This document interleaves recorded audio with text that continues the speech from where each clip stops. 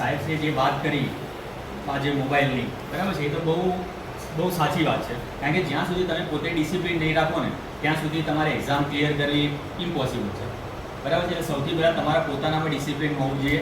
તમારે એમાં સિરિયસ થવું પડશે એક્ઝામ બાબતે, અને પછી તૈયારી પછી શરૂઆત થાય.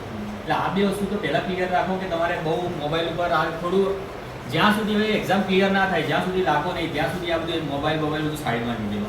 હા, એવું બી નથી કે આખો દિવસ વાંચવાનું આ તે, થોડો ટાઈમ એવો કાઢી લો કે જેમાં તમે 5-10 મિનિટ જોઈ લો, થોડા ફ્રેશ થઈ જાઓ, 15-20 મિનિટ 10-15 મિનિટ જોઈ લો આ તે, બરાબર છે. કારણ કે અમુક વાર મોબાઈલમાં બી ઘણી જાણકારી એવી મળી રહેતી હોય છે કે જે કામની હોય છે, એટલે એ બધી વસ્તુ માટે બરાબર છે. પણ આખો દિવસ તમે એ કરશો ને તો તમારો જે માઇન્ડ છે ને એ માઇન્ડસેટ એમ જ જતું રહેશે, બરાબર છે. એટલે બને ત્યાં સુધી મોબાઈલમાં થોડું એ બાબતે ડિસિપ્લિન રાખો.